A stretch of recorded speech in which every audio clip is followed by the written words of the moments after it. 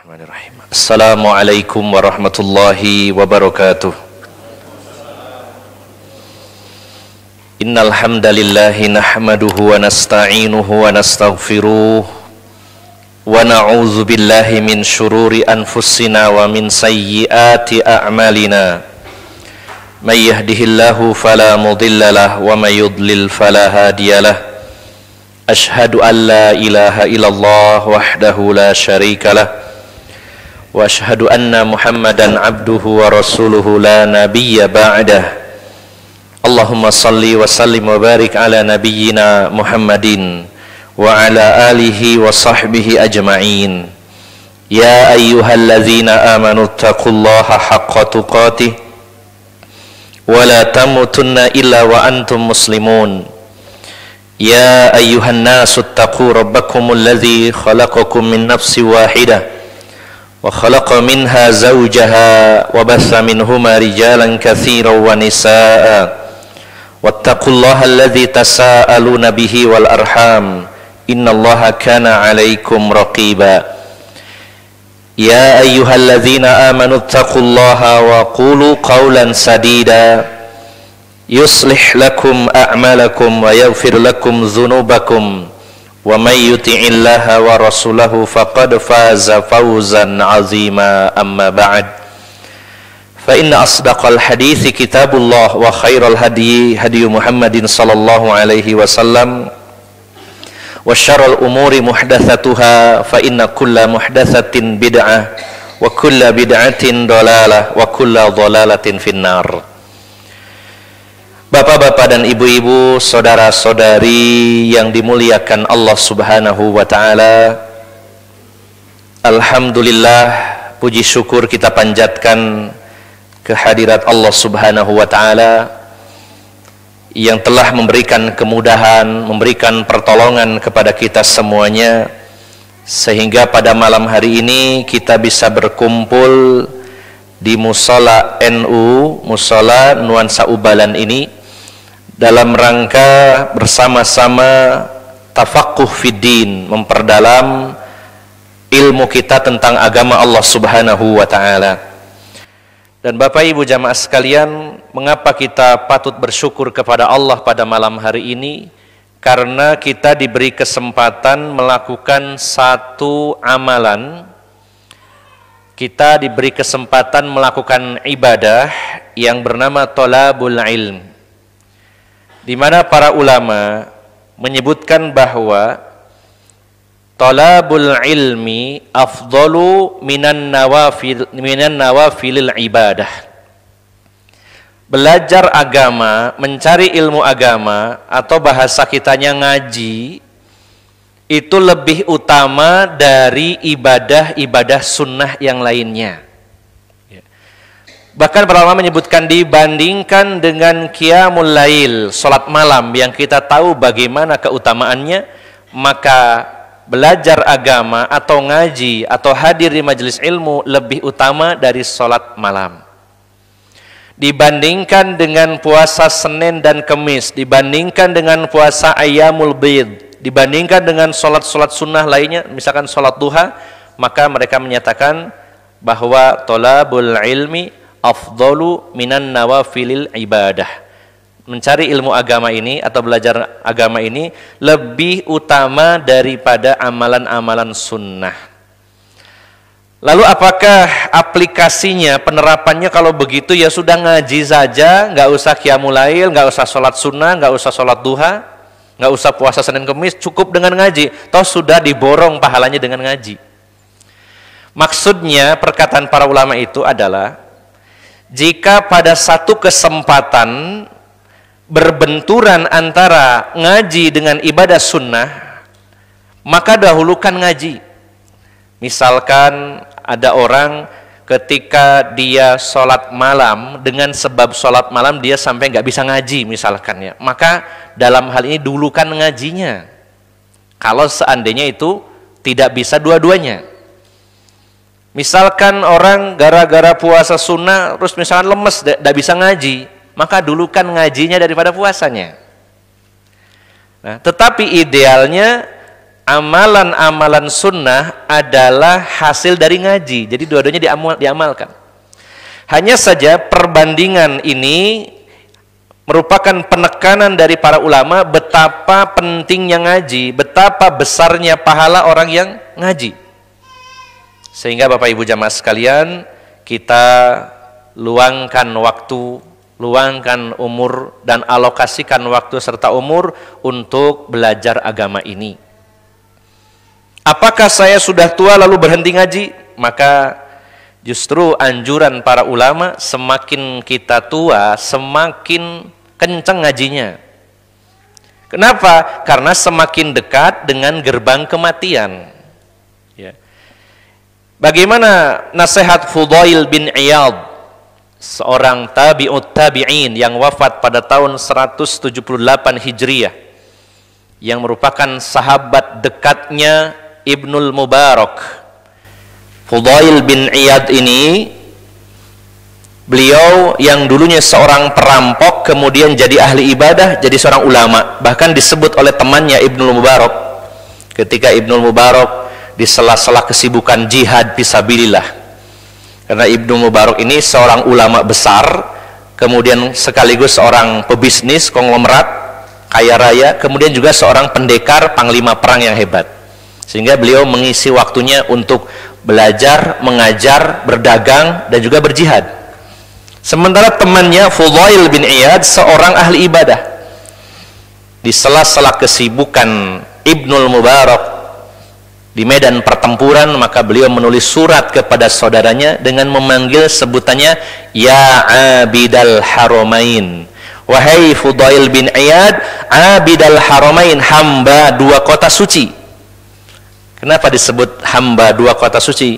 Karena Fudail bin Iyad, beliau mengisi waktu-waktu di masa tuanya, terutama beliau hanya ibadah di Masjidil Haram dan Masjid Nabawi, berkutat di situ. Nah, beliau pernah memberikan sebuah nasihat bahwa kepada siapapun yang berusia 60 tahun, ketika itu beliau bertemu dengan orang usianya 60 tahun. Lalu beliau memberikan nasihat bahwa Anda ini kalau diibaratkan sedang melakukan satu perjalanan, ini sudah mau nyampe. Ya. Usia Anda 60 tahun, ini kalau perjalanan sebentar lagi sampai. Ya. Maka beliau memberikan nasihat bahwasanya kalau sudah usia 60 tahun, ya, banyak-banyak istighfar kepada Allah Subhanahu wa taala, pasti Allah akan mengampuni dosamu yang masa lalu dan yang akan datang. Tapi kalau di masa tua justru malah lebih banyak maksiat, semakin tua semakin banyak dosa, maka dosa-dosamu yang lalu dan yang akan datang akan dihukum oleh Allah Subhanahu wa taala. Sehingga dari situ para ulama merinci bahwa di antara amaliyah ketika kita semakin bertambah usia, harusnya lebih kencang ngajinya. Karena sebentar lagi akan bertemu dan berdiri di hadapan Allah Subhanahu wa taala. Sangat mungkin dan boleh jadi banyak hal yang belum kita pelajari, banyak ilmu yang belum kita kaji, maka di sisa waktu yang mungkin tinggal sedikit lagi ini, kita semangat untuk belajar ilmu agama.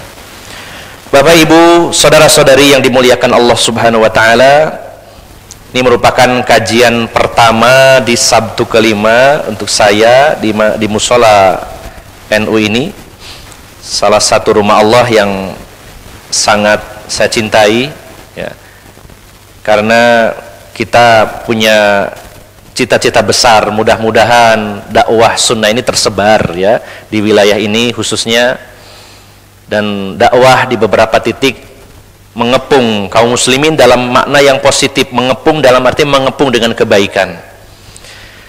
Maka sangat semangat kita hadir di tempat ini untuk bersama-sama memakmurkan rumah Allah Subhanahu wa taala, sekaligus mengunjungi saudara-saudara kita yang ada di sini yang kadang sholat di siang hari terutama ya kesepian, ya, Pak Yoyo itu sama 1-2 orang gitu ya.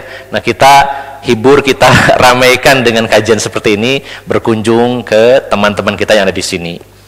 Kemudian Bapak Ibu jamaah sekalian yang dimuliakan Allah Subhanahu wa taala, juga mudah-mudahan ini adalah salah satu juga bentuk, ya, rekreasinya kaum muslimin, bukan semata-mata rekreasi ke tempat yang sejuk, tapi juga rekreasi dalam arti mendapatkan ilmu tentang agama Allah Subhanahu wa taala. Insya Allah kita akan mengkaji sebuah kitab yang sangat luar biasa, karena penulisnya pun adalah seorang ulama yang luar biasa, yaitu Syekh Al-Imam Al-Alim Syamsuddin Abu Abdillah Muhammad. Jadi sebenarnya nama aslinya adalah Muhammad, kunyahnya Abu Abdillah, dan diberi gelar juga Syamsuddin. Mentarinya agama ini yaitu Imam Ibnul Qayyim Al-Jauziyah rahimahullah.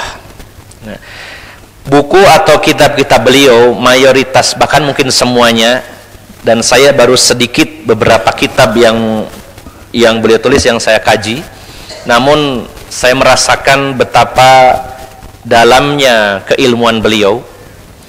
Saya pribadi merasakan bahwa ketika kita ngaji tentang Al-Quran, tentang hadis, lalu ditambahkan dengan tulisan dan goresan pena para ulama, di sana ada nilai plusnya adalah memberikan semangat kepada kita untuk melakukan perenungan-perenungan. Al-Quran dalam bahasa Arab, ya, dan itu global. Kemudian dirinci dalam hadis-hadis Nabi SAW. Kemudian para ulama yang mendalami Al-Quran, mendalami hadis, mendapatkan mutiara-mutiara hikmah dari guru-guru mereka. Kemudian mereka pun mengeluarkan mutiara-mutiara hikmah, sehingga ayat-ayat hadis-hadis yang ketika dijelaskan oleh para ulama, terutama ulama-ulama yang ilmunya sangat dalam, di sana ada materi-materi yang benar-benar disederhanakan sehingga kita lebih mudah mencernanya dan lebih masuk ke dalam nurani kita. Maka disinilah pentingnya kita belajar kitab para ulama agar kita mudah memahami Al-Quran dan juga sunnah Nabi SAW, sehingga bisa menjadi bahan perenungan bagi kita, dan dari perenungan itulah mudah-mudahan Allah Subhanahu wa taala membimbing kita untuk bisa mengamalkannya dan istiqomah dalam pengamalannya. Bapak Ibu yang dimuliakan Allah Subhanahu wa taala, salah satu kitab beliau yang sangat fenomenal ini adalah kitab yang diberi judul Ad-Da'u wad-Dawa.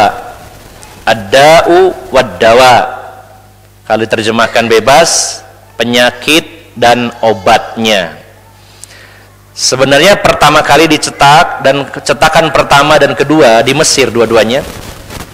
Dua kali cetakan, yang pertama, cetakan pertama dicetak pertama kali, dan yang kedua memakai judul yang berbeda, karena Imam Ibnul Qayyim sendiri tidak memberikan judul kitab beliau ini. Namun pada proses pencetakan yang pertama dan kedua, kitab ini diberi judul oleh ulama yang lain dengan judul Al-Jawabul Kafi Liman Sa'ala An Dawa'is Syafi.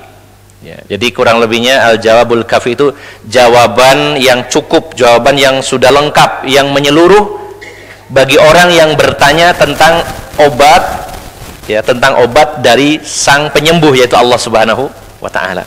Jawaban yang sempurna, yang lengkap, yang cukup bagi orang yang ingin bertanya tentang obat dari sang penyembuh, yaitu Allah Subhanahu wa taala. Namun pada cetakan berikutnya diberi judul lebih singkat, yaitu Ad-Da'u wad-Dawa, penyakit dan obatnya.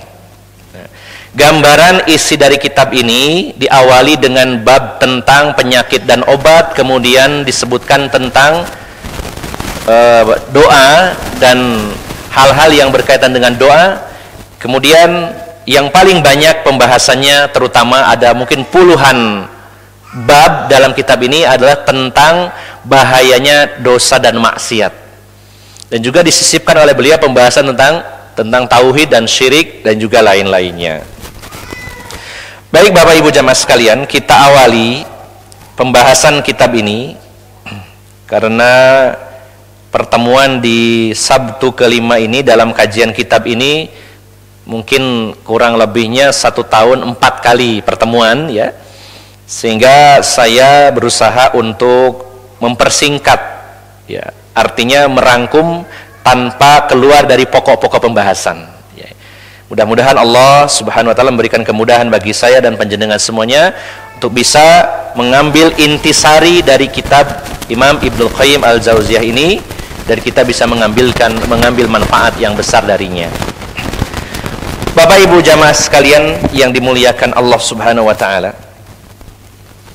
mengawali kitab ini sebenarnya diawali dengan seseorang yang berkonsultasi, bertanya tentang kesulitan dan ujian yang dia hadapi.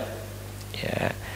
Jadi ada seseorang yang bertanya, ya, fi rajulin ibtala bi baliyatin wa alima annaha in istamarat bihi afsadat alaihi dunyahu wa akhiratahu wa qad ijtahada fi daf'iha an nafsihi bi kulli tariqin fama tazdadu illa tawqidan wa shiddatan famal hilah fi daf'iha wa mat tariqu ila kashfiha. Ada seseorang yang diuji oleh Allah Subhanahu wa taala dengan bala, dengan musibah, apa saja bentuknya. Salah satunya adalah dengan sakit, ya. Dan dia tahu kalau musibah ini tidak hilang, terus-menerus menimpanya, dikhawatirkan dunia dan akhiratnya akan rusak. Ya. Dan dia sudah berjuang keras, berusaha untuk menghilangkannya, artinya berikhtiar untuk bisa sembuh dari penyakitnya atau menghilangkan musibah yang menimpanya. Bikulli tariqin, dengan semua cara yang dia mampu lakukan dia sudah berusaha, tapi tidak menambah kebaikan, tidak menambah kesembuhan, tapi tetap malah tambah berat. Maka akhirnya bertanya kepada Imam Ibnul Qayyim Al-Jauziyah rahimahullah, bagaimana caranya dan bagaimana cara atau jalan untuk menyingkap, maksudnya menghilangkan segala musibah yang dialaminya. Nah, Bapak Ibu jamaah sekalian, bagi seorang mukmin musibah dalam arti yang sesuatu yang menyusahkan, apakah itu kekurangan harta, apakah kehilangan orang yang dicintai, apakah diuji dengan sakit, diuji dengan rumah tangga yang tidak harmonis dan lain-lainnya.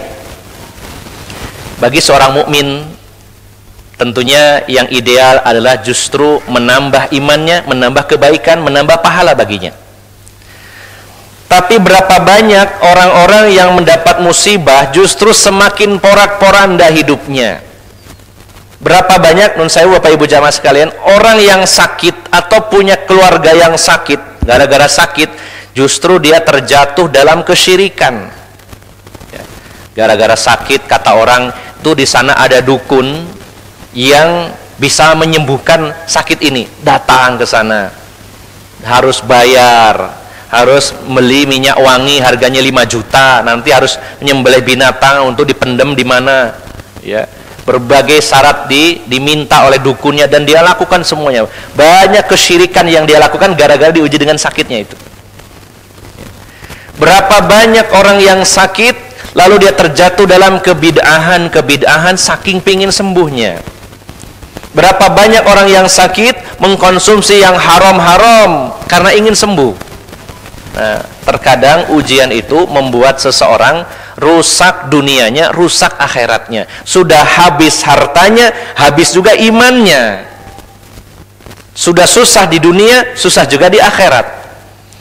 Nah, maka ini mungkin dialami oleh setiap orang, hanya berbeda-beda ujiannya. Maka pertanyaan ini diajukan kepada beliau, bagaimana caranya untuk menghilangkan ini semua musibah-musibah ini, terutama sakit. Maka farahimallahu man a'ana mubtala, semoga Allah merahmati orang-orang yang membantu saudaranya yang diuji. Ya. Semoga Allah merahmati orang-orang yang membantu saudaranya yang diuji, karena Rasulullah bersabda, wallahu fi aunil abdi maka al abdu fi auni akhihi. Allah senantiasa ya memberikan pertolongan kepada hambanya selama hamba tersebut selalu menolong saudaranya. Ya. Fa ajaba Syekh al-Imam al-Alim Syekhul Islam Muftil Firqi Syamsuddin Abu Abdullah Muhammad bin Abi Bakar bin Ayyub Imamul Madrasatil Jauziyah bidimsak bidamaskus, ya. Jadi dijawab oleh Syekh Al-Imam Al-Alim Syekh Islam Syamsuddin Abu Abdillah Muhammad bin Abi Bakar bin Ayub. Beliau adalah pemimpin Madrasah Al-Jauziyah di Damaskus, yaitu Imam Ibnu Qayyim Al-Jauziyah rahimahullah. Nah, jawaban beliau ini yang akan kita kaji. Beliau menjawab dengan menyampaikan beberapa hadis sahih. Yang pertama, beliau mengatakan, Alhamdulillah, sabata fi sahihil Bukhari. Segala puji bagi Allah, telah tetap di dalam Sahih Bukhari. Beliau mengambil dalil hadis Sahih Bukhari. Min hadisi Abi Hurairah radhiyallahu anhu anin Nabi sallallahu alaihi wasallam annahu qala, hadis dari Abu Hurairah dari Nabi Muhammad sallallahu alaihi wasallam, beliau bersabda, Ma anzalallahu da'an illa anzalalahu shifaan. Tidaklah Allah menurunkan penyakit kecuali Allah menurunkan juga obatnya, penawarnya. Ini hadis yang simple, singkat, hadis riwayat Bukhari. Saya bacakan dulu beberapa hadisnya supaya mudah merangkumnya, karena ada kesamaan, hanya ada penambahan. Ada 3 hadis. Pertama riwayat Bukhari, yang kedua riwayat Muslim, yang ketiga riwayat Ahmad. Hadis pertama riwayat Bukhari, Rasulullah bersabda, Ma anzalallahu da'an illa anzala, Ma unzilallahu da'an illa unzilalahu shifaan. Tidaklah Allah menurunkan penyakit kecuali juga menurunkan obatnya. Ini yang pertama. Dalam Sahih Muslim dari Jabir bin Abdullah, Rasulullah sallallahu alaihi wasallam bersabda, likulli da'in dawa, fa idza usiba dawa'ud da'i bara'a bi iznillah. Setiap penyakit ada obatnya. Maka jika berjodoh antara obat dengan penyakitnya, maka akan sembuh dengan izin Allah Subhanahu wa taala. Yang ketiga, hadis riwayat Ahmad dari Usamah bin Shuraik anin Nabi sallallahu alaihi wasallam qala, innallaha lam yunzil da'an illa unzilalahu shifaan, alimahu man alimahu wa jahilahu man jahilah. Wa fil lafdin innallaha lam yadha da'an illa wada'a lahu shifaa au dawa illa da'an wahidan. Qalu ya Rasulullah ma huwa? Qalu al-haram. Jadi hadis yang ketiga riwayat Imam Ahmad dari Usamah bin Shuraik, Rasulullah bersabda, sesungguhnya Allah tidak menurunkan penyakit kecuali menurunkan juga obatnya. Mengetahui orang-orang yang tahu dan tidak tahu orang yang tidak mengetahuinya. Ada orang yang tahu, ada orang yang tidak tahu. Nah, kecuali dalam hadis ini ada tambahan dan lafaz lain, kecuali satu penyakit yang tidak ada obatnya, yaitu penyakit yang disebut al-haram, yaitu penyakit tua. Kalau tua nggak ada obat, ya. Nah, saya jelaskan dulu Bapak Ibu jamaah sekalian. Bapak Ibu, saudara-saudari yang dimuliakan Allah Subhanahu wa taala, ini merupakan sebuah ajaran dan konsep yang wajib kita imani, kita yakini, karena sabda Rasulullah sallallahu alaihi wasallam adalah wahyu dari Allah Subhanahu wa taala, di mana kita tidak boleh ragu walaupun sedikit pun. Maka kita harus yakin dan percaya bahwa Allah Subhanahu wa taala menciptakan penyakit sekaligus obatnya, satu paket. Dan semua penyakit ada obatnya. Siapa yang meyakini bahwa ada penyakit ini belum ada obatnya atau tidak ada obatnya, maka dia bertentangan dengan wahyu yang diterima Rasulullah sallallahu alaihi wasallam. Kalau mengatakan belum, mungkin belum ketemu. Tapi kalau ada orang mengatakan ini penyakit tidak ada obatnya, maka ini bukan prinsip dalam ajaran Islam. Sebagai orang Islam, sebagai orang beriman, harus yakin bahwa semua penyakit ada obatnya. Contoh di dunia medis, sampai hari ini medis mengatakan bahwa penyakit AIDS yang disebabkan oleh HIV, ya, human immunovirus, virus yang menyerang kekebalan manusia, tidak ada obatnya. Karena yang diserang adalah yaitu sel-sel yang merupakan bagian dari sel darah putih yang fungsinya untuk membunuh seluruh benda-benda asing, mikroba asing, termasuk virus, bakteri, dan lain-lainnya. Nah, itu justru yang diserang adalah tentaranya tubuh manusia. Sistem pertahanannya yang diserang, sehingga nggak ada obatnya. Ya. Maka Bapak Ibu jamaah sekalian, kita ingat hadis-hadis ini, bahwa Allah tidak menurunkan penyakit, kecuali juga menurunkan obatnya. Seluruh penyakit ada obatnya, kecuali satu penyakit tua. Silakan dicari kemanapun, apakah ada obat penyakit tua. Artinya kalau minum obat ini gak pernah tua, muda terus. Ada enggak Pak? Ada Ustadz namanya anti-aging. Nah, ini namanya obat atau mungkin herbal atau apa, untuk hanya sekedar menunda ya, atau menghindarkan diri dari penuaan dini. Tapi tetap tua Pak. Mau minum obat apapun, semahal apapun supaya tetap muda, tidak bisa, tetap akan tua ya. Kalau pingin muda, resepnya Pak ya, pingin muda, nggak pernah tua, meninggalnya usia 25, pasti muda ya, karena nggak sempat tua gitu Pak ya. Nah, maka inilah satu-satunya penyakit yang tidak ada obatnya. Bapak Ibu jamaah sekalian, jadi siapapun di antara kita yang sakit ataupun yang sehat harus yakin bahwa setiap penyakit itu pasti ada obatnya. Kalau obat ini berjodoh dengan penyakitnya, Allah akan sembuhkan. Jadi yang dibutuhkan adalah hanya mencari dan berusaha serta berdoa bagaimana mendapatkan obat yang berjodoh dengan penyakit tersebut. Ya. Karena namanya jodoh ini tidak sama antara yang satu dengan yang lainnya. Misalkan ada 10 orang sama sakitnya diare, 10 orang, yang satu minum obat, yang 9 juga minum obat, obatnya sama, tapi yang satu sembuh, yang 9 tidak. Maka yang satu ini berjodoh dengan obat ini ya, yang 9 belum tentu berjodoh. Nah, jadi betapa banyaknya jenis penyakit dan betapa banyaknya jenis obat, harus dicari yang berjodoh Pak. Bisa jadi obat ini berjodoh dengan seseorang, belum tentu berjodoh untuk orang lain gitu ya. Dan itu tidak harus selalu yang mahal pasti berjodoh, tidak.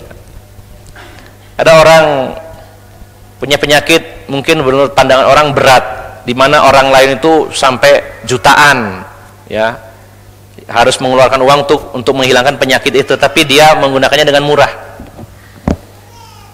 Salah satu pengalaman, ada orang kena batu ginjal. Kalau orang kaya dia harus ke luar negeri. Di Indonesia bisa sebenarnya karena duitnya banyak, langsung ke Singapura saja, meyakinkan. Sudah berapa ratus juta yang dia keluarkan. Tapi ternyata ada orang ya, yang berjodoh, yaitu dengan degan hijau yang digodok, utuh, dikupas kulitnya sampai tipis, digodok, menyalakan air, mendidih, kemudian setelah mendidih dimatikan, degannya dimasukkan 10 menit, diwalak-walik, terus diminum, terus batunya hancur keluar. Itu banyak. Saya pernah mengalami batu ginjal, sudah diponis oleh pihak dokter harus ditembak ini ke dalam gitu ya. Hanya malam harinya setelah pulang dari dokter, saya ketemu salah satu teman, ayo Mas tolong dibekam. Saya dibekam, kemudian minum zaitun, kemudian saya tambahkan dengan keji beling di batu ginjal eliksir. Saya minum semalaman, besoknya seperti white kopi, pipis 24 jam hancur semuanya gitu. Nah, ini namanya berjodoh dengan izin Allah Subhanahu wa taala. Jadi Bapak Ibu jamaah sekalian, yakin bahwa setiap penyakit pasti ada obatnya. Hanya saja mungkin kalau belum sembuh, belum ketemu jodohnya tadi, belum berjodoh antara obat dengan penyakitnya. Kecuali satu penyakit, yaitu penyakit tua, tidak ada obatnya. Kita lanjutkan. Nah, ini yang luar biasa. Tambahan dari Imam Ibnul Qayyim. Tadi hadis, beliau cuma menambahkan 1-2 kata saja, atau 1-2 baris saja. Beliau mengatakan, wa hadza ya'ummu adwa'ul qalbi war ruh wal badan wa adwiyatiha. Dan yang namanya penyakit itu ya, termasuk penyakit yang secara umum tuh luas, berbagai macam penyakit. Maksudnya kurang lebihnya bahwa yang namanya penyakit itu sangat banyak sekali jenisnya. Baik itu penyakit hati, penyakit ruh, penyakit badan, dan lain-lainnya.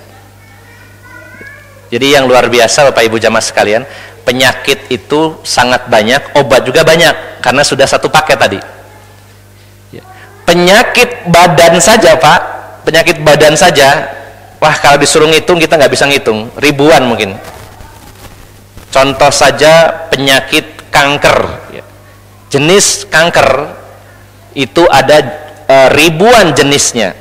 Bahkan di jenis satu kanker yang sama, kenapa saya sedikit tahu karena juga anak saya sakitnya sama ya. Di kanker saja itu ada ribuan jenisnya dan obatnya juga ribuan. Dan mencari yang pas untuk satu jenis kanker ini beda dengan yang lainnya. Walaupun titiknya sama, lokasinya sama, kanker rahim, ya, jenisnya beda, obatnya juga beda. Nah, karena pihak kedokteran hingga kini sulit untuk mempertemukan ini kanker rahim ada 100 jenis, obatnya 100, mana yang berjodoh susah. Akhirnya dipukul rata, di kemo. Kemo itu sebenarnya diracuni. Kemudian ambil jalan pintas, diobong dengan cara di radioterapi, di sinar, dibakar. Wih, di obatnya nggak ketemu ini jodohnya, sudah dibakar saja, mati nanti gitu. Jadi itu sebenarnya jalan pintas. Baru kanker saja ribuan jenisnya, belum penyakit-penyakit badan yang lainnya. Masya Allah Pak, luar biasa banyaknya. Nah, penyakit itu bukan hanya penyakit badan saja jenisnya banyak. Belum lagi ditambah penyakit hati. Ada yang namanya ujub, ada yang namanya hasad, ada namanya dendam, dan lain-lainnya. Ini penyakit juga. Belum lagi ditambah ada penyakit mental. Ya, ini banyak yang kurang sadar, bahkan bisa jadi orang yang mengidapnya tidak merasa bahwa dia itu kena penyakit mental. Ya. Berapa banyak orang yang mengalami disorder istilahnya ya. Jadi kelainan ya, kejiwaan, seperti orang psikopat ya, psikopat, kemudian ada yang sosiopat, ada yang namanya dark impact, kemudian ada namanya NPD, narcissistic personality disorder, ada yang namanya BPD, dan lain-lainnya. Banyak sekali Pak itu Pak. Berapa banyak orang yang punya penyakit mental, bahkan dia sendiri nggak sadar kalau dia itu sedang sakit. Orang lain yang di sekitarnya merasakan ini orang ini mentalnya kurang baik, nggak normal ini orang ini. Ya, maka ini juga penyakit. Jadi penyakit itu banyak sekali jenisnya. Ada penyakit di badan, itu saja jumlahnya ribuan. Ada penyakit hati, ada penyakit mental. Bahkan di halaman berikutnya beliau menjelaskan, waqad ja'alan nabiyyu sallallahu alaihi wasallam al-jahla da'un wa ja'ala dawa'ahu su'alul ulama. Bahkan Nabi Muhammad sallallahu alaihi wasallam menjadikan kebodohan itu sebagai penyakit, ya, dan obatnya adalah su'alul ulama. Obatnya adalah bertanya, belajar kepada orang yang berilmu. Jadi penyakit itu ternyata banyak jenisnya, baik yang menyerang badan, menyerang mental, menyerang ruh, menyerang apalagi ya tadi, hati. Termasuk Rasulullah SAW menyebutkan bahwa kebodohan dalam urusan agama itu juga penyakit. Nah, sehingga obatnya juga ada, yaitu ngaji obatnya. Jadi sesekali kalau panjenengan menuju kajian ditanya, mau kemana Mas? Dole tombo, loro apa sampean? Loro bodoh agama. Nah, karena Rasul mengatakan kebodohan urusan agama adalah penyakit, maka saya cari obatnya. Obatnya apa? Ngaji, belajar kepada orang-orang yang berilmu. Nah, jadi Bapak Ibu jamaah sekalian, dari sini kita mendapat gambaran bahwa yang namanya penyakit itu sangat banyak dan pasti semua ada obatnya. Artinya kalau penyakit itu banyak, obatnya juga sama, seimbang banyak. Jika Allah menurunkan penyakit dan sekaligus obatnya, maka jenis penyakit begitu banyak, begitu pula jenis obat sangat banyak. Dan termasuk juga penyakit adalah kebodohan dalam perkara agama. Dalilnya sebagaimana yang diriwayatkan Abu Dawud dalam sunannya Abu Dawud dari hadis Jabir bin Abdullah radhiyallahu anhu.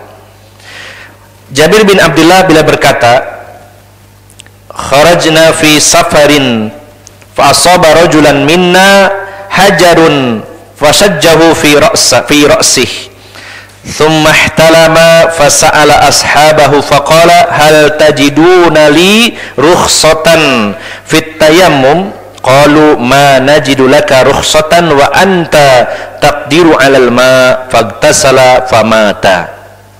Kata Jabir bin Abdullah, beliau bercerita, kami pergi dalam sebuah safar, jadi beberapa sahabat berangkat dalam sebuah perjalanan. Lalu ada salah satu di antara kami yang kepalanya tertimpa batu sehingga terluka parah. Ya, namanya tertimpa itu berarti batunya besar ya Pak ya. Kalau kerikil tidak disebut tertimpa kerikil ya, tidak ideal, tidak umumnya begitu ya. Sehingga akhirnya lukanya parah.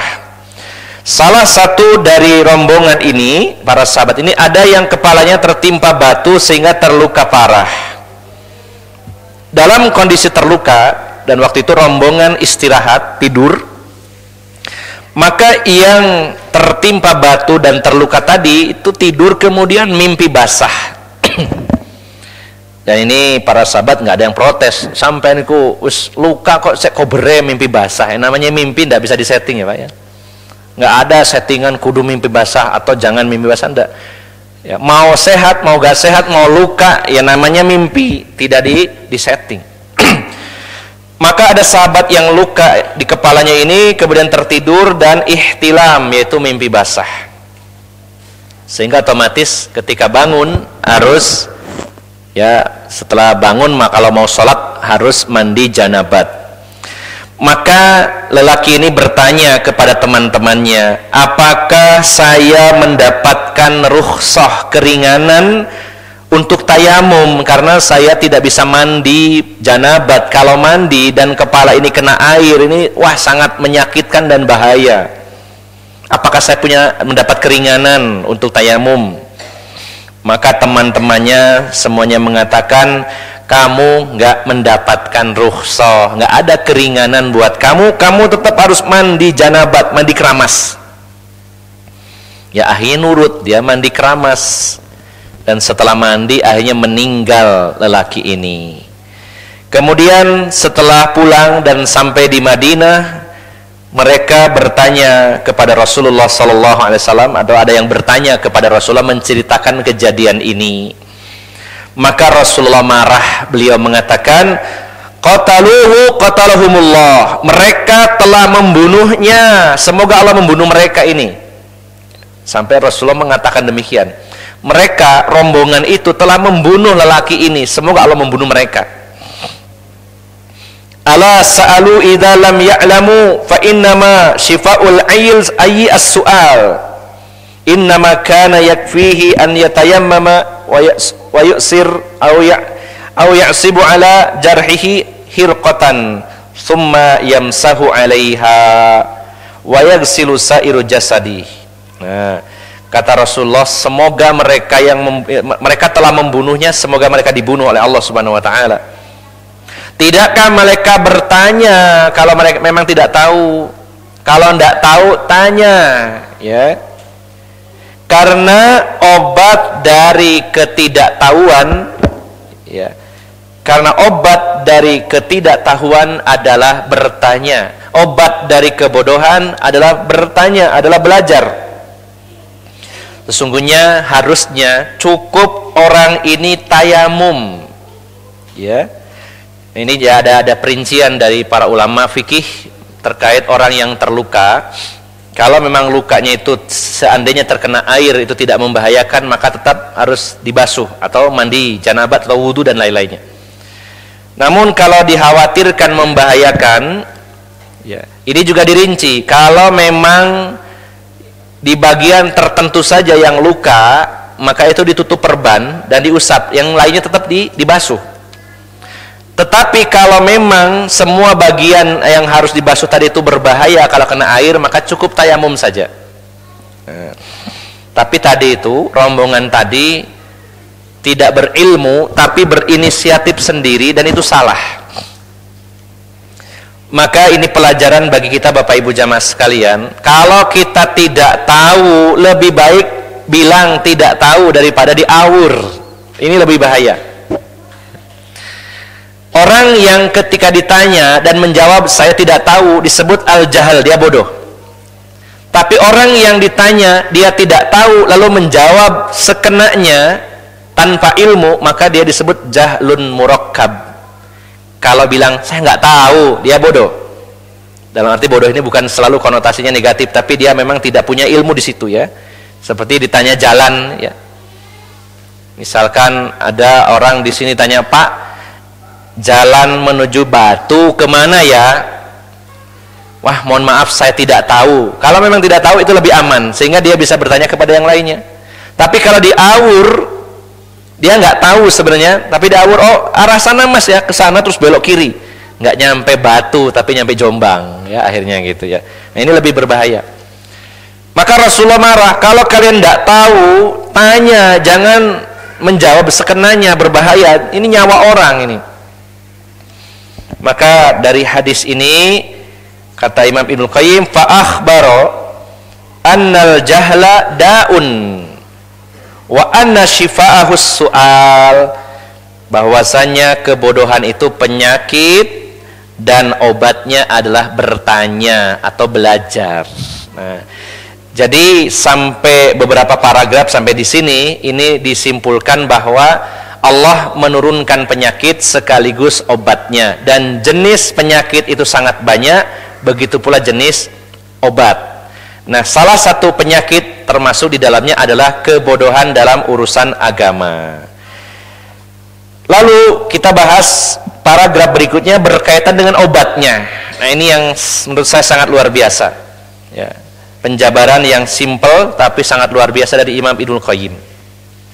Setelah bahas bahwa ada penyakit, ada obatnya. Jenis penyakit banyak, jenis obat juga banyak. Maka berikutnya obat yang ditawarkan dalam Islam ini ya. Wa qad akhbara subhanahu 'anil Qur'ani annahu shifaa'un. Dan sungguh Allah Subhanahu wa taala telah menginformasikan kepada kita bahwasanya Al-Qur'an itu obat. Ada dua ayat di sini. Yang pertama surat Fussilat ayat 44.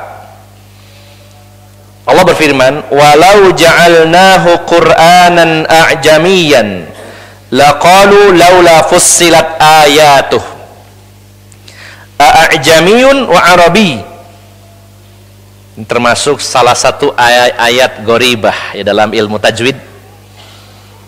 Karena ada hamzah dua a, sebenarnya a'jamiyun, ada dua a, apakah a'jami, a'jami itu lawan dari arabi, yaitu ajam ya, selain Arab maksudnya ya. Nah, sehingga kalau dibaca a'jamiyun ini sulit, sehingga dipermudah, sehingga istilahnya dalam ilmu tajwid adalah tashil. Jadi bacanya sedikit seolah-olah dipanjangkan, a'jamiyun begitu. Ini kita tidak bahas ya. Kita lanjutkan dulu. Allah berfirman, a'jamiyun wa arabi qul huwa lil ladzina amanu huda wa shifa. Surat Fussilat ayat 44. Allah berfirman, dan seandainya kami jadikan Quran itu berbahasa selain Arab, seandainya Al-Quran itu diturunkan selain berbahasa Arab dan diturunkannya di Arab, sungguh mereka akan berkata, kenapa ya nggak dijelaskan maknanya, isinya ya. Lalu kata Allah, bagaimana mungkin nabinya itu berbahasa Arab, umat yang menerima pertama kali Islam itu orang Arab, lalu bahasanya dengan selain Arab? Tidak mungkin. Bagaimana caranya? Tambah sulit gitu ya. Kenapa harus dengan selain Arab sementara nabinya berbahasa Arab, kaum yang ada di situ juga berbahasa Arab, kata Allah begitu. Nah, penekanannya di akhir, katakan wahai Muhammad, sesungguhnya dia itu, Al-Quran itu petunjuk dan syifa. Al-Quran itu petunjuk dan syifa. Syifa ini adalah obat. Satu, nanti saya jelaskan di belakang. Yang kedua, surat Al-Isra ayat 82. Al-Isra ayat 82. Wa qala, dan Allah berfirman, wa nunazzilu minal qur'ani ma huwa shifaa'u wa rahmatul lil mu'minin. Dan kami menurunkan dari Al-Qur'an yaitu syifa, obat, dan rahmat bagi orang-orang yang beriman. Nah, ada kata minal Qur'an ya, kalau kita yang pernah belajar bahasa Arab pasti bisa membedakan huruf min ini arahnya kemana, karena ada beberapa jenis ya. Kadang min itu lil ghoyah, menunjukkan tujuan ya. Minal masyriqi ilal maghrib, dari timur ke barat. Nah, kadang min ini artinya lit tab'id, menunjukkan sebagian. Contohnya Rasulullah bersabda, inna minal bayani lasihrun, sesungguhnya sebagian dari ucapan itu ada yang mampu menyihir seperti sihir, karena omongan orang seolah-olah tersihir. Jadi sebagian dari ucapan itu bisa jadi sihir, begitu. Sihir dalam arti mempengaruhi orang lain, gitu ya. Tapi di sini minal Quran ya, bukan sebagian Quran, tapi jenis obat, salah satunya adalah Al-Quran. Min di sini adalah menunjukkan libayanil jins. Jadi kurang lebihnya Bapak Ibu jamaah sekalian, Allah Subhanahu wa taala menginformasikan kepada kita bahwa kalau penyakit itu banyak, obatnya pun banyak, maka salah satu obat itu adalah Al-Quran ya. Dan Al-Quran yang dimaksud ini bukan sebagian surat atau sebagian ayat, tapi seluruh Al-Quran adalah obat. Obat untuk apa? Semua penyakit. Nah, ini yang ingin saya tekankan Bapak Ibu jamaah sekalian. Saya ingin bertanya kepada Bapak Ibu jamaah sekalian, kalau kita sakit, ini jujur ya, kita jawab diri sendiri saja. Kalau kita sakit, misalkan tiba-tiba diare ya, kalau bicara obat, kita pertama kali berpikirnya apakah Quran atau Entrostop atau yang sejenisnya, Pak? Biasanya, waduh mulus ini diare. Yang dipikir dalam pikiran kita apa? Quran atau Entrostop? Pasti Entrostop sudah. Ya. Waduh ini geroges misalkan kalau yang umum mungkin misalkan ya paracetamol dan lain-lain ya, begitu ya misalkan ya. Nah, kalau memang kita setiap sakit lalu yang pertama kali muncul dalam pikiran kita adalah nama obat, ini perlu kita perbaiki Bapak Ibu jamaah sekalian ya. Ternyata ada obat yang terbaik. Nah, di sini beliau menjelaskan, falam yunzilillahu subhanahu minas sama'i shifa'u qattu a'amma wala anfa'a wala a'zama wala anja'a fi izalatid da'i minal Qur'an ya. Maka tidaklah Allah subhanahu wa ta'ala ya menurunkan dari langit sebuah obat yang lebih universal, artinya obat ini menyeluruh untuk seluruh penyakit. Tidaklah Allah menurunkan dari langit langsung obat terbaik yang paling bermanfaat, yang paling dahsyat, yang paling universal, artinya multifungsi, kecuali Al-Quran. Nah, maka Al-Quran adalah obat terbaik yang Allah turunkan dari langit langsung, dan obat terhebat dan obat yang multifungsi. Satu-satunya obat, terutama ini nanti ada yang kedua sebenarnya sebagai penguat, Al-Quran ini obat yang universal. Dikatakan di sini a'amma, obat yang universal, karena untuk semua penyakit. Penyakit badan bisa dengan Quran, penyakit ruh, penyakit mental dengan Quran, penyakit kejiwaan, penyakit hati dengan Quran, bahkan termasuk penyakit kebodohan juga obatnya dengan Al-Quran. Jadi kesalahan kalau ada orang yang meyakini Quran itu cuma obat untuk orang terkena sihir ya, naik kesurupan, wah baru ingat Quran gitu ya. Karena paracetamol tidak mampu lagi mengobati orang kesurupan, jadi hanya Quran. Nah, ini kesalahan ya. Quran ini seolah-olah hanya untuk ngusir jin, tidak. Tapi Quran obat semua penyakit, termasuk penyakit badan. Nah, maka saya menganalisa, ini saya menganalisa sendiri, Kenapa ketika kita ini sakit yang diingat bukan Al-Quran? Ada beberapa kemungkinan. Kemungkinan pertama, karena tidak tahu kalau Al-Quran itu obat. Ini yang pertama. Nah, kira-kira panjenengan saya termasuk yang ini apa enggak ya? Saya kira enggak ya. Ngaji jenengan sudah lama, pasti yakinlah bahwa Al-Quran itu obat. Ayatnya sudah sering dibacakan, wa nunazzilu minal qur'ani ma huwa syifaa'u wa rahmatul lil mu'minin. Barangkali ada, ini kemungkinan pertama. Kenapa orang ketika sakit, termasuk sakit badan, tidak ingat Quran sebagai obat? Pertama, karena tidak tahu kalau Quran itu obat. Kalau sudah tahu, tapi kenapa tidak ingat Quran dan tidak membaca Quran ketika sakit? Kemungkinan keduanya meremehkan. Diakui atau tidak, kita meremehkan, Quran opo ya, obat, masa obat sih? Itu meremehkan, bisa jadi. Dia tahu obat tapi meremehkan, minimal atau meragukan. Atau kemungkinan yang ketiga, dia tahu Quran itu obat, dia juga sudah mempraktekannya, tapi tidak mandi, akhirnya cegek, kapok, gak usah Quran liannya. Nah, kemungkinan itu Pak ya. Nah, mari kita perbaiki ini Bapak Ibu jamaah sekalian, bahwa Al-Quran adalah obat segala penyakit, baik penyakit badan, penyakit hati, penyakit mental, penyakit kebodohan, semuanya obatnya adalah Al-Quran.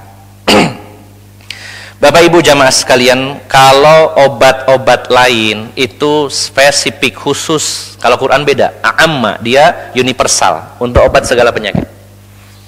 Ya. Kalau obat badan saja, obat kimia, itu spesifik Pak, khusus obatnya. Sebagai contoh, misalkan, ini saya kasih contoh, paracetamol sebenarnya fungsinya, ya, ini menekan saraf kita supaya ambang batas rasa nyeri itu bergeser. Biasanya segini udah nyeri, dengan obat itu jadi mundur, jadi gak nyeri. Nah, tapi paracetamol tidak bisa digunakan untuk obat mencret lain. Jenengan diare ngombe paracetamol juga gak nyambung gitu ya. Khusus itu. Nah, begitu pula misalkan orang kena diare, ada namanya obat loperamid, biasanya mereknya Imodium, ya. Dia fungsinya hanya mengerem pergerakan usus supaya nggak, kalau gerak terus keluar terus, nah direm gitu.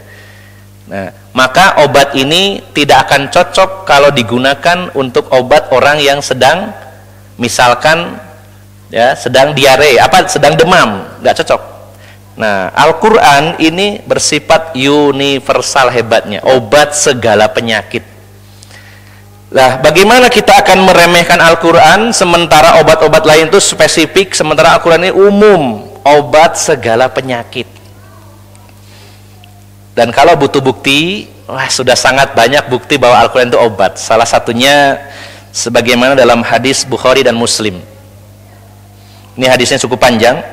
Dalam hadis riwayat Bukhari Muslim dari Abu Sa'id Al-Khudri radhiyallahu anhu. Ya. Jadi saya persingkat. Ada rombongan para sahabat Nabi sallallahu alaihi wasallam, intalaqa nafarun min ashabin Nabi sallallahu alaihi wasallam fi sabratin saparuha. Ada sekelompok sahabat melakukan satu perjalanan. Kemudian mereka sampai di sebuah perkampungan, ya. Dan di kampung itu rombongan ini minta kepada penduduk setempat untuk menjamu mereka. Namanya tamu, ya udah biasa ya, harus dijamu, minimal dikasih minum lah atau apa ya. Bukan para sahabat jadi pengemis, tidak, tapi kebiasaan bangsa Arab itu kalau ada orang dalam perjalanan bertamu, salah satu kebaikannya orang-orang Arab adalah apa? Menghormati orang-orang yang di perjalanan, menjamu gitu. Nah, ini kampungnya kok sepakat warganya itu pelit semua gitu ya. Sahabat ini lewat minta dijamu, tidak ada yang menjamu sama sekali. Akhirnya para sahabat berlalu, sudahlah, nggak usah mampir, lanjut saja perjalanan. Begitu para sahabat lewat, Pak Lurahnya itu digigit ular. Ya, ada riwayat lain mengatakan digigit kalajengking, pokoknya hewan berbisa. Digigitlah oleh hewan berbisa, ular. Lalu dia langsung tiba-tiba ya sakit tentunya, kena racunnya ular itu, sakit. Diundanglah semua tabib yang ada di kampung tersebut untuk mengobatinya dengan berbagai cara, dengan berbagai obat dicoba, tidak sembuh-sembuh. Sudah mentok, tidak ada yang mampu lagi, bingung. Nah, Akhirnya ada yang ngasih saran, tadi kan ada rombongan lewat, ini kan orang jauh, mungkin punya pengalaman berbeda, mungkin skillnya beda dengan kita, barangkali ada di antara mereka yang bisa ngobati. Wah iya bener, coba aja, namanya nyoba ya, apa salahnya. Disusullah rombongan sahabat ini oleh salah satu perwakilan warga tadi dan dimintai tolong. Ngapunten bapak-bapak, nyuwun tolong Pak Lurah digigit ular, ini sudah diobati berbagai macam obat, didatangkan dokter ndak sembuh-sembuh, barangkali panjenengan ada yang ahli dalam pengobatan atau punya pengalaman, minta tolong. Kata para sahabat, enak aja, tadi kita lewat gak disuguhi, sekarang minta tolong. Itu memang ada kalimat begitu Pak, bukan karangan saya. Gini saja, baik saya akan tolong, saya bantu, tapi harus dapat upah, saya ingin upah. Tadi aja gak dikasih apa-apa, saya minta upah. Kalau sanggup, ya, upahnya apa? Beberapa ekor kambing. Kalau sembuh nanti kami dapat upah ya. Apa namanya orang yang sakit Pak Lurahnya ya, bingung warganya. Itu sudah segera disanggupi, disepakati. Baliklah rombongan tadi. Nah, akhirnya salah satu dari rombongan sahabat ini mendekat kepada kepala sukunya ini, kemudian membaca surat Al-Fatihah. Nah, setelah dibacakan surat Al-Fatihah, kemudian ya fantolaqa yatfulu alaihi, yatfulu itu yatfulu itu niup tapi ada percikannya ya. Jadi bedakan Pak, kalau meruqyah atau mengobati dengan Al-Qur'an, setelah dibaca itu ditiup, bukan ditiup angin saja Pak ya, bukan angin saja. Atau jangan kebablasan, justru diludahin ceruat gitu ya, jangan ya. Tapi yatfulu itu adalah niup tapi ada percikannya. Nah, jangan dekat-dekat ya. Nah, ada sedikit percikannya. Mempraktekannya begitu. Dia membaca Al-Fatihah, kemudian meniupkan tadi ke kepala suku yang digigit ular tadi. Nah, ternyata faka'annama nusyita min iqalin fantalaqa yamsi wa ma bihi qabla. Ya, ternyata setelah dibaca Al-Fatihah dan ditiup tadi, tiba-tiba sembuh, seolah-olah dia lepas dari ikol ya, ikatan ya, satu ikatan. Ibaratnya tadi itu mengkeret, sewakit, tiba-tiba wah cerah gitu ya. Tiba-tiba sembuh total, bahkan jalan-jalan mondar-mandir, iya sembuh ya. Hebat ini, sembuh ini. Seneng lah gitu ya. Nah, akhirnya diberilah upah beberapa ekor kambing. Kemudian teman-temannya, rombongan tadi yang ngobatin kan satu orang. Nah, teman-temannya minta bagian. Aku yo melok ngeterno, melok dukung, supporter ya oleh bagian gitu ya. Terus kata yang ngobati, tunggu dulu, kita tanyakan dulu, konsultasi kepada Rasulullah. Ini yang saya lakukan ini kan saya juga nggak tahu, ini inisiatif saya sendiri. Ya. Jadi sebenarnya dari kasus ini para sahabat itu sendiri sebenarnya hanya taunya Quran itu obat ya, dibacalah pilih Al-Fatihah gitu, tapi belum tahu detailnya harus baca apa gitu ya. Hanya pokoknya ingatnya ilmu dari Rasulullah adalah Al-Quran adalah obat, dibacakanlah Al-Fatihah. Maka pulanglah ke Madinah dan menceritakan hal ini kepada Rasulullah sallallahu alaihi wasallam. Maka Rasulullah dengan tegas bertanya, justru yang menjawabnya dengan pertanyaan, wa ma yudrika annaha ruqyah. Apakah kalian tidak tahu kalau Al-Fatihah itu ruqyah ya, sehingga diberi nama Al-Fatihah, itu nama lainnya adalah Asy-Syifa dan juga Ar-Ruqyah. Itu jampi-jampi dalam bahasa kita ya, mantra-mantra tapi berupa Al-Qur'an begitu ya. Apakah kalian tidak tahu kalau Al-Fatihah itu obat? Apakah kalian nggak tahu kalau Al-Fatihah itu ruqyah? Nah, dalam arti Rasulullah menyetujui bahwa Al-Fatihah itu adalah obat ya, bagian dari Al-Quran itu Al-Fatihah itu obat. Maka ketika itu kata Rasulullah, karena kalian sudah konsultasi kepada saya juga dapat bagian gitu ya. Akhirnya disembelih, dimasak, dimakan bersama. Nah, maka Bapak Ibu jamaah sekalian, ini adalah kisah nyata, kejadian nyata bahwa ada orang digigit ular, ternyata obatnya bukan dengan antiserum ya, penawarnya, tapi dengan Al-Fatihah. Dan ini kata beliau, wa makastu bi Makkah muddatan ya, saya pernah tinggal di Mekah beberapa waktu, kata Imam Ibnul Qayyim. Ini beliau membuktikan juga. Saya pernah tinggal di Mekah beberapa lama, beberapa waktu. Kemudian saya sakit dan saya nggak punya obat dan juga tidak ada tabib di sana, tidak ada dokter. Saya sakit, nggak ada obat, nggak ada dokter. Maka saya mengobati diri saya, fakuntu u'aliju nafsi bil Fatihah. Fa'aralaha ta'thiran ajiban. Saya akhirnya mengobati diri sendiri dengan membaca surat Al-Fatihah, dan saya melihat ada pengaruh yang sangat menakjubkan dengan surat Al-Fatihah ini. Allah Subhanahu wa taala menyembuhkan saya dari semua sakit yang saya alami. Bahkan saya, kata beliau, merasa lebih sehat dari sebelum sakit ini.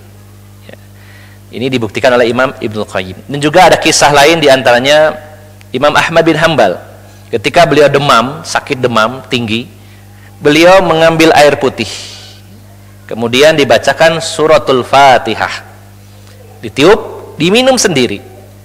Lalu dengan izin Allah, kata beliau, saya sembuh, bahkan lebih sehat daripada sehatnya saya sebelum sakit ini, lebih sehat lagi daripada sebelumnya. Nah, jadi Bapak Ibu jamaah sekalian yang dimuliakan Allah Subhanahu wa taala, kalau Allah menciptakan penyakit, juga menciptakan obat, maka obat terbaik yang paling dahsyat yang diturunkan dari langit dan paling universal untuk segala penyakit adalah Al-Qur'an. Dan itu berlaku untuk seluruh ayat-ayat Al-Qur'an. Namun memang ada beberapa ayat yang memang dijadikan sebagai bacaan untuk ruqyah. Sebenarnya semua ayat bisa, tapi ada penekanan karena memang walaupun sama-sama ayat, walaupun sama-sama surat, Allah dan Rasulnya pun membeda-bedakan, ya. Ada surat tertentu yang berbeda dengan surat lainnya. Contohnya Allah Subhanahu wa taala, ya, sebagaimana disampaikan oleh Rasulullah SAW, mengutamakan, meninggikan Al-Fatihah dibandingkan surat yang lainnya. Dikatakan bahwa tidak pernah diturunkan kepada di Taurat, di Injil, di Zabur, dan juga tidak ada di dalam Quran, dalam surat yang lainnya yang semisal dengan Al-Fatihah. Al-Fatihah adalah surat terbaik di dalam Al-Quran. Tetap ada perbedaan, sama-sama baiknya, sama-sama Qurannya, tapi antara yang satu dengan yang lain dibedakan. Kemudian juga ketika Ubay bin Ka'ab ditanya oleh Rasulullah, ayat apa yang terbaik di dalam Al-Quran? Maka Ubay bin Ka'ab menjawab, ayatul kursi, ayat kursi wahai Rasulullah. Maka Rasulullah menepuk dadanya dan mengatakan dengan senang bahwa Allah telah meluaskan ilmu kamu wahai Ubay. Itu artinya semua ayat bagus, tapi ada yang ditonjolkan, salah satunya adalah ayat kursi. Contoh lain, suratul Ikhlas disebut sulusul Quran. Siapa yang membaca qul huwallahu 1 kali, sama pahalanya seperti membaca 10 juz, ya, sepertiganya Al-Quran.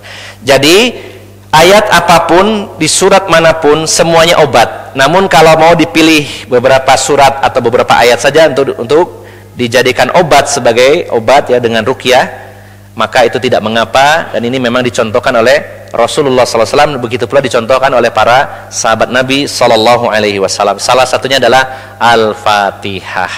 Nah, maka Bapak Ibu jamaah sekalian yang dimuliakan Allah Subhanahu wa taala, mulai saat ini kita berkomitmen, yakin bahwa ketika kita sakit jangan lupakan Al-Quran, obat yang terbaik. Ini gawat darurat, serangan jantung, masa dibaca Al-Quran toh? Ya, sambil berikhtiar yang lain tetap dibacakan. Kan ada perjalanan menuju rumah sakit, nah, dibacakan Quran dulu. Siapa tahu nyampe rumah sakit baru di gerbangnya udah sembuh dengan bacaan Al-Quran, bisa jadi Pak. Jadi nggak jadi berobat akhirnya, ya. Maka harus yakin. Nah, Bapak Ibu jamaah sekalian yang dimuliakan Allah Subhanahu wa taala, kalau ada orang yang berobat dengan Al-Qur'an, baik orang lain yang membacakan atau dirinya sendiri yang membacakan, kok belum diberi kesembuhan, ya, maka yang perlu dikoreksi dirinya sendiri. Banyak hal, ya. Karena sebagaimana juga obat fisik, obat kimia contohnya, ya, dia bisa efektif karena juga ada beberapa faktor yang mendukung. Bisa jadi yang profesional dokternya, kemudian sebabnya, ya, sebagai sebab yang kedua sugesti dari si sakit, dia punya semangat yang tinggi, ya. Kemudian hilangnya penghalang-penghalang, Ya. Obat ini efektif, tapi bisa jadi tidak efektif kalau terhalang sesuatu. Ya, contohnya dalam dunia medis ada interaksi obat. Dia minum obat, tapi ada obat lain yang ternyata bertentangan. Itu penghalangnya. Bisa jadi begitu. Nah, jadi Bapak Ibu jamaah sekalian yang dimuliakan Allah Subhanahu Wa Taala, maka kalau kita baca Al-Quran dengan niat sebagai obat untuk penyakit yang kita alami atau orang lain yang sedang sakit, lalu ternyata tidak sembuh, maka bukan salah konsep dan teorinya, tapi bisa jadi ada yang kurang dari diri kita ataupun pasien yang sedang diobati. Maka dalam mengobati dengan Al-Quran ini, yang membaca harus yakin. Ya, yang pertama yakin, kemudian yang kedua menguatkan tawakalnya kepada Allah bahwa bacaan itu adalah sebab saja, bukan yang menyembuhkan, ya, tapi sebab saja, karena yang menyembuhkan adalah Allah Subhanahu Wa Taala. Yang ketiga juga harus ada tadabbur ayat, yang dibaca itu betul-betul ditadaburi, diresapi. Ya. Bisa jadi kurang kuat tadabburnya, makanya kalau ngobati dengan Al-Quran harus fokus. Kalau perlu anak-anak kecil yang ramai suruh keluar dulu, ya, jangan mengganggu, berisik sehingga konsentrasinya buyar. Itu salah satunya diantaranya. Saya punya seorang teman, dia seorang kapten di Angkatan Laut, pernah bercerita sedang berlayar di tengah lautan, ada salah satu anggotanya yang kesurupan. Kemudian sama beliau dibacakan ayat kursi, dibacakan sekali menter, gak pengaruh sama sekali. Dibacakan 2 kali, gak pengaruh. Akhirnya dia berpikir, cerita ke saya akhirnya merenung sebentar, oh iya mungkin saya kurang tadabur ayatnya, coba saya baca sekali lagi. Beliau baca dengan khusyuk, dengan penuh kerendahan hati, kemudian dengan tadabur, dan Allah berikan, ya, kebaikan, yaitu dengan disembuhkannya orang yang kesurupan tadi, keluar jin yang mengganggu orang tersebut. Nah, maka jangan cepat-cepat menyimpulkan, ini gak mandi. Nah, gak mandi beneran, Pak. Jadi kalau kita ingin obat yang terbaik, yaitu ada Al-Quran, maka bisa dibacakan langsung atau dibacakan di air, ya, kita bacakan, kemudian bisa diminum sendiri atau untuk orang lain, untuk keluarga kita. Tapi kalau kita sudah baca, kemudian saat mau diminumkan dalam hati kita, mandi apa enggak ya? Ya gak mandi, Pak, jelas itu, masih ragu-ragu. Baca kemudian, aku ini kakean dosa, paling gak mandi, ya gak mandi, Pak. Banyak pikiran ke situ, ya sudah gak yakin dia. Betul-betul harus yakin dengan izin Allah ini sembuh. Yang diobati juga percaya. Kalau yang diobati, kayaknya enggak iki. Ya, harus sama-sama kuatnya. Itu diantara syarat yang harus dipenuhi. Jadi Bapak Ibu jamaah sekalian, saya simpulkan dari kajian pada malam hari ini baru halaman pertama dan kedua, bahwa Allah Subhanahu Wa Taala zat yang menurunkan penyakit sekaligus menurunkan obatnya. Tidak ada satupun penyakit kecuali ada obatnya. Semua penyakit ada obatnya kecuali penyakit tua. Dan termasuk penyakit di sini adalah penyakit fisik, hati, mental, termasuk juga kebodohan dalam urusan agama. Dan obat terbaik dari semua penyakit tadi itu adalah Al-Quran. Dan kita harus yakin, seyakin-yakinnya akan informasi dari Allah sendiri yang menciptakan penyakit dan obat. Allah sendiri yang menyatakan bahwa Al-Quran itu syifa, obat, dan kita harus yakin. Maka ketika ada di antara kita yang sakit apapun jenisnya, termasuk juga keluarga kita, jangan lupakan bahwa Al-Quran adalah obat pertama dan yang paling utama, dan harus yakin bahwa itu jadi sebab kesembuhan seseorang. Bapak Ibu jamaah sekalian, ini saja yang bisa saya sampaikan. Pada pertemuan berikutnya, jika masih ada umur, ada pilihan kedua, atau bukan pilihan sebenarnya, yaitu gabungan untuk menguatkan yang pertama. Obat yang terbaik adalah ad-du'a, yaitu doa. Karena doa adalah silahul mu'min. Doa adalah senjatanya orang-orang beriman yang juga multifungsi atau universal untuk segala penyakit, maka salah satunya dengan doa. Di sana ada pembahasan tentang doa secara mendetail, dan termasuk juga bagaimana rahasia-rahasia doa agar dikabulkan oleh Allah Subhanahu wa taala. Mudah-mudahan pada kesempatan yang lain Allah pertemukan kita kembali dan bersama-sama mengkaji kitab Ad-Da'u wad-Dawa. Demikian, semoga bermanfaat. Mohon maaf atas segala kekurangan. Aqulu qauli hadza wa astaghfirullah li wa lakum. Wa akhiru da'wana anil hamdulillahi rabbil alamin.